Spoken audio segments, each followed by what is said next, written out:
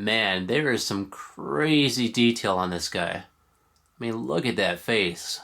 That looks pretty realistic to the movie version of Skeletor.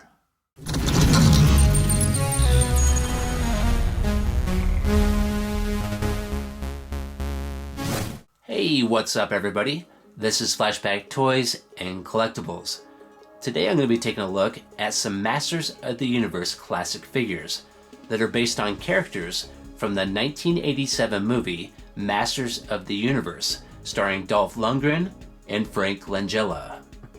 So this is Rebel Leader HeMan and Dark Despot Skeletor, and both of these figures were released in 2020, making them some of the last figures in the Classics toy line. And this guy's name is Saurod, and he was released back in 2015. These guys look drastically different than the toys we were used to seeing in the 1980s. This is what HeMan looked like from Mattel, and this is what Skeletor looked like from Mattel. But in the movie, they made some big changes, as you can see. Skeletor looks way different, and he's got that creepy white face. And then HeMan looks completely different as well. He's got a completely different outfit, and it's almost hard to even recognize that he's HeMan. And what's interesting about this guy is there was an actual toy released in 1987 for Saurod. So that's this guy right here. In fact, there was actually 3 different figures released by Mattel for the HeMan Masters of the Universe movie in 1987. The first one is Saurod. The second one was Gwildor. That's this dude right here. And the third one is Blade. And I guess they figured since HeMan and Skeletor already existed, there's no reason to make a movie version of these 2 figures. The closest we probably ever got to a HeMan movie looking figure was Laser Power HeMan. So you can see here he has a different style of head than the HeMan from the early 80s, and he kinda looks like Dolph Lundgren. A little bit. But as far as the outfit goes, it doesn't look even close. So it was kind of unfortunate that we never saw movie releases of these figures back in 1987, but now, thanks to the Masters of the Universe Classics toy line, we finally have a movie version of HeMan and Skeletor. And I bought both of these figures on eBay for right around $200, which is a fair price. However, the box was opened and there's a couple items missing for both of these figures. For Skeletor, I believe the Cosmic Key is missing, and for HeMan, I believe the alternate head is missing. And this guy, Saurod, I bought him used for right around $30, which is also a pretty good price. So let's start with Saurod first, but let's take a look at the 1987 version first. So Saurod has a unique looking helmet and a unique face with kind of lizard looking eyes. And the body on this guy looks quite a bit different than most of the figures in the Masters of the Universe toy line from the 80s. He does not have any articulation in the neck here. His arms can pivot at the shoulder, and then his legs can pivot around, and they are attached with a rubber band that connects the 2 legs together. And one really cool feature with this Saurod is he throws sparks out the mouth. So this lever right here, if you just move it up and down, makes sparks fly out the mouth. So you just move this up and down.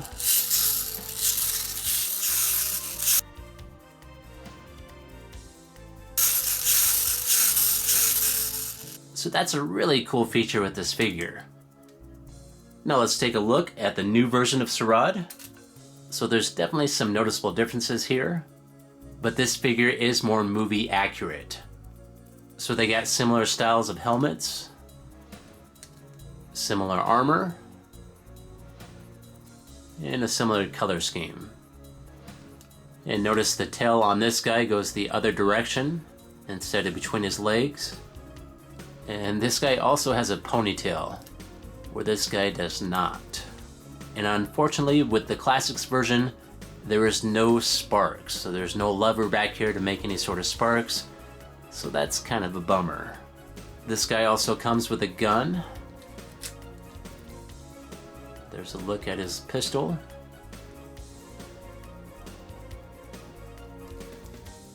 Now let's take a look at the articulation with this figure. So he can pivot at the neck. He can move back and forth and up and down. On the arm, he can pivot at the shoulder and the bicep, the elbow, and the hand. And then he can also move in the stomach area. He can pivot back and forth. Also at the waist, the top of the leg, and the knee. And then the ankle looks like it has a joint, but it does not move. And as far as the armor goes, it does not seem like any of this is removable except for the chest piece. And I'll go ahead and pop that off real fast so you can see it.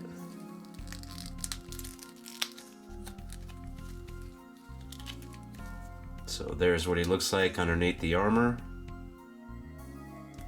And something that's kind of funky with this piece of armor is that there's some skin mixed in right here. So you can see it moving right there. And I'm not sure why, because there's skin underneath there, so there's really no reason for this. That's kind of weird. So there is the classics version of Saurod. Now let's take a look at Skeletor. Let's get him out of the packaging here. So Skeletor comes with a sword. A very cool looking sword, by the way. And a Havoc staff. That looks wicked. Look at that thing. Gold at the top, black at the bottom, with gold rings.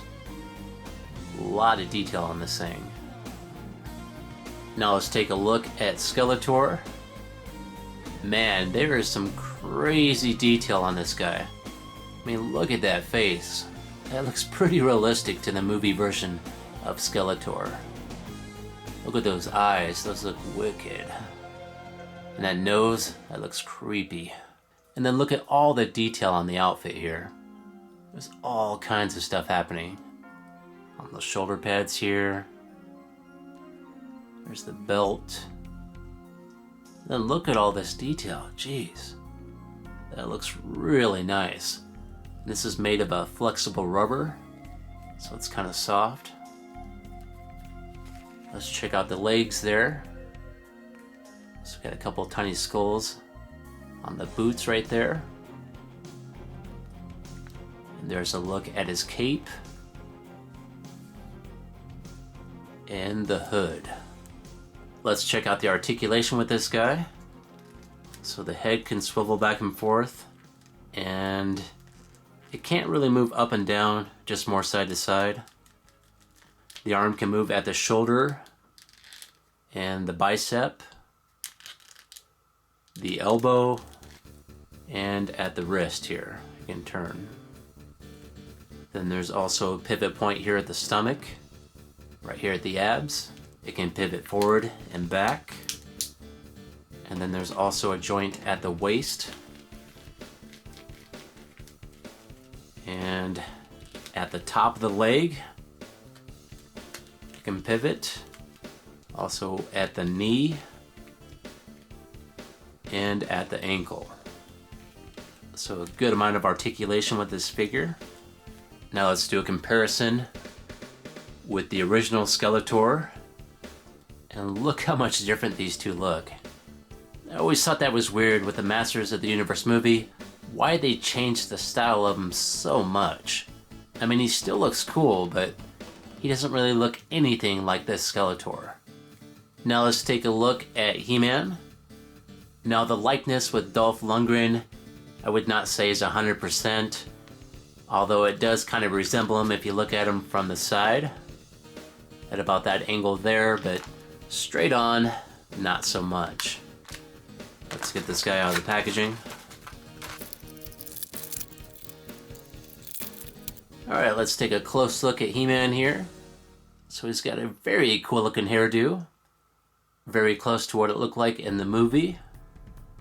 As far as the outfit goes and the overall look, they've done a great job. Because this is pretty much exactly what it looked like in the movie, except for the face. There's a look at the shoulder pads They got kind of a gold bronze finish. And these overlap the cape, which is made of fabric. Then he has some armbands right here around the bicep. And there's his wrist armor. And there's all kinds of small details inside here. Looks really nice. And there's a look at the chest armor, which is some type of medallion it looks like. So this is what the chest armor looked like on the original He-Man. Drastically different. And then the chest armor wraps around to the back side, like so. And then he's got a holder for the sword right here. We'll try that out here in a few. There's a look at his belt. And then this looks like a weapon holder that can hold a knife and a pistol right here. And then he's got some leg bands right here that go all the way around. And these are molded into the body. And there's a look at his boots, kind of a goldish bronze color. Now let's check out the articulation with this figure. So his head can pivot back and forth and up and down. And he can pivot in the stomach area right here at the abs. Back and forth. Then at the top of the arm, at the shoulder. And then the bicep can pivot, the elbow, and the wrist. The top of the leg can move, and the knee. And then the ankle can also move back and forth. Now let's check out his weapons. So here is the power sword. Silver with gold at the bottom and a black handle. And that can go in his right hand. I have the power! Let's see how well this fits on the back. So it goes in from the top and then into the holder right here. And then there's a little clip at the top here that can hold the handle in place. So that holds the sword in place rather nicely. It looks pretty good back there too. And here is a smaller knife or a dagger that can also fit in the right hand, but it's pretty loose. And that can store on the side right here. And here's a pretty cool looking pistol. And you should be able to hold that, I guess, in the left hand. And that fits pretty good there in that left hand. Kind of weird seeing He-Man with a gun. Now he's also got a holder for the gun right here. The gun can go in like this. So that's really cool. He's got all that storage on him for these weapons. And he's also got a smaller knife. And this has got a really small handle. I don't know if he can actually hold this. No, that just falls through his hand. So I guess this is just for looks. And I'm not sure if there's storage for this. Maybe I'm missing it, but I don't see a place to store this little knife. I mean, it can actually fit in the same holder with the pistol if you wanted to. It can just slide right in there. So a very cool looking figure that almost looks just like the He-Man from the 1987 movie. Now let's take a closer look at the other two figures. They were actually released for the He-Man movie back in 1987. So here is Gwildor. He's got that orange hair with a giant beard and big giant ears, big old belly, and some big old feet. And then he's got some weapons that are molded in place on the body here. And this guy does come supplied with the Cosmic Key, but unfortunately I do not have that accessory. For the articulation, the head can swivel, and the arms can rotate at the top here. And then the feet can twist back and forth. Pretty limited articulation with this figure. So Gwildor was also released in the Classics toy line back in 2014. And here is Blade. So he's got the patch on the one eye there. Pretty cool looking face. And there's a look at the chest armor. And he's got what appears to be a skull in the middle there. And then this part is actually removable. And there's a spot to hold a sword on the back here. And this figure does come with 2 swords, but unfortunately I do not have those swords. So he does have a bunch of weapons that are molded into the armor, like right here. And then also on his legs. He's got some knives that are molded around the legs right here. And then he's also got a couple knives in his boots. One right here. And one right here. Now let's check out the articulation. So he can pivot at the neck. The arms can move up and down. And they are spring loaded actually, so I can pull this back and let go for spring action. And same thing with this arm. You can move that up or down and let go. And the waist can turn. And I believe that's also spring action. So you can turn them, then let go. You can go either direction. And then he can also pivot at the top of the leg here. And one thing that's interesting with this figure is it has a different style of joint for the leg. Instead of having a rubber band that attaches the 2 legs together, it does have an actual plastic joint right here. And just to let you know, there was a version of Blade released for the Classics toy line in 2014. And it's now time for me to go. If you liked this video, if you could, hit that like button. And please subscribe.